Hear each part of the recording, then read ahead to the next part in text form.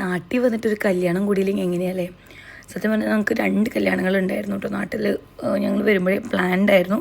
നമുക്ക് ഓൾറെഡി 2 കല്യാണങ്ങളുണ്ട്. അപ്പോൾ അതിനുള്ള ഡ്രസ്സും എല്ലാം നമ്മൾ പ്ലാൻ ചെയ്ത് ഡിസൈൻ ചെയ്യിച്ച് കൊണ്ടുവന്നതാണ് കേട്ടോ.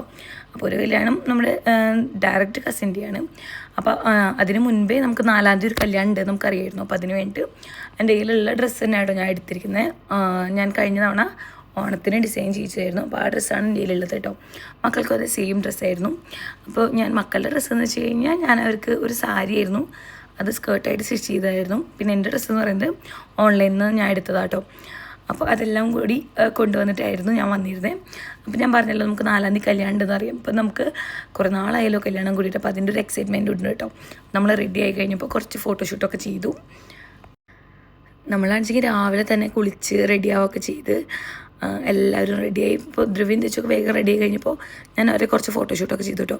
എന്നിട്ട് നമ്മൾ അച്ഛനും അമ്മയും എല്ലാവരും കൂടിയിട്ട് കുറച്ച് ഫോട്ടോസൊക്കെ എടുത്ത് അപ്പോഴേക്കും പിന്നെ നാത്തൂനും ഹസ്ബൻഡും കൂടെ വന്നു. അപ്പോൾ അവരുടെ കൂടെയാണ് നമ്മൾ പോകാൻ പ്ലാൻ ചെയ്തത് കേട്ടോ. കാരണം അവർക്കും ഉണ്ടല്ലോ കല്യാണം. അപ്പോൾ നമ്മൾ ഒന്നിച്ച് പോയിട്ട് വരാം എന്നുള്ള ലെവലിലായിരുന്നു.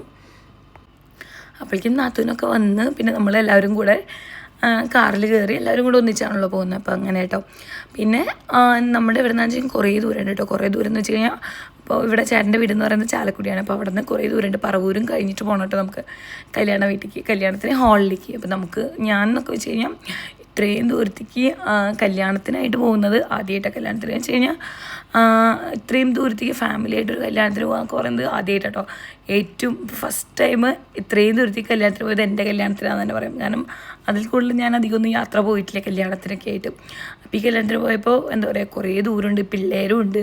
പിള്ളേർ പിന്നെ നമുക്കറിയാമല്ലോ പോകുമ്പോൾ എങ്ങനെയായിരിക്കും, അടങ്ങി ഒതുങ്ങിയിരിക്കില്ല, ഉറക്കം തൂങ്ങിയിടിക്കും. പിന്നെ കുറേ കഴിഞ്ഞപ്പം പിന്നെ ഇങ്ങനെ യാത്രയൊക്കെ കണ്ടിരുന്നു കേട്ടോ. കുറേ അതും പറയണമല്ലോ. കാരണം പിന്നെ അവർ യാത്ര കണ്ടിരുന്ന് പിന്നെ അവർക്ക് വയ്യാണ്ടായി കുറച്ച് നേരമൊക്കെ ഉറങ്ങി. അങ്ങനെ ട്രിപ്പൊക്കെ നന്നായി. നമ്മൾ വീട്ടിൽ നിന്നാണെങ്കിൽ ഒരു 9:30 ഇറങ്ങി. 9:30 ഇറങ്ങി നമ്മളവിടെ എത്തിയപ്പോഴേക്കും ഒരു 10 മണി 10:15 ആയപ്പോഴാണ് നമ്മളവിടെ എത്തിയത്. അപ്പോൾ എത്തിക്കഴിഞ്ഞപ്പോഴാണെങ്കിൽ 10:30 മുതലാണ് മുഹൂർത്തം തുടങ്ങുന്നത്. നമ്മൾ നേരത്തെ എത്തി കുറേ നേരം അവിടുത്തെ പ്രാർത്ഥനയും കാര്യങ്ങളൊക്കെ കാണാനൊക്കെ നിൽക്കേണ്ടി വന്നു. കാര്യം ഇങ്ങനൊരു കല്യാണം സത്യം പറഞ്ഞാൽ ഞാൻ ആദ്യമായിട്ടാണ് കാണുന്നത്. ഇവിടെ ശ്രീനാരായണ ഗുരുവിൻ്റെ അവിടെ കുറേ ശ്രീനാരായണ ഗുരുവിൻ്റെ ഹോളായതുകൊണ്ട് തന്നെ അവിടെ കുറേ പ്രാർത്ഥനയും പൂജയും കാര്യങ്ങളൊക്കെ ഉണ്ടായിരുന്നു. അപ്പോൾ ഇതൊക്കെ ഞാൻ ആദ്യമായിട്ടാണ് കാണുന്നത്. ഞങ്ങളാണെങ്കിൽ അവിടെ ചെന്നപ്പോൾ ഞങ്ങളെ പിടിച്ച് താലം പിടിക്കാനൊക്കെ നിർത്തിയിട്ട്, കാരണം കുട്ടികളെ കണ്ടപ്പോൾ കുട്ടികളുണ്ടല്ലോ എന്ന് പറഞ്ഞ് കുട്ടികളെ പിടിച്ച് താലം പിടിക്കാനൊക്കെ നിർത്തി. അപ്പോൾ അവർക്ക് ഭയങ്കര സന്തോഷമായിട്ട് അവരുടെ ലൈഫിലൊക്കെ സത്യം പറഞ്ഞാൽ ഇതൊക്കെ ആദ്യത്തെ എക്സ്പീരിയൻസ് ആണല്ലോ. അപ്പോൾ അവർക്ക് ഭയങ്കരമായിട്ട് ഇഷ്ടപ്പെട്ടു. പിന്നെ നമ്മളവിടെ കല്യാണമൊക്കെ കണ്ട് സദ്യയൊക്കെ കഴിഞ്ഞപ്പോൾ തന്നെ നമ്മൾ വേഗം പോകുന്നു കേട്ടോ. കാര്യം ഇത്രയും ദൂരെ ഇരുന്നിട്ട് തന്നെ സത്യം പറഞ്ഞാൽ എല്ലാവർക്കും വയ്യാണ്ട്. അപ്പോൾ നമ്മളതൊക്കെ കഴിഞ്ഞിട്ട് പോകുന്നു കേട്ടോ.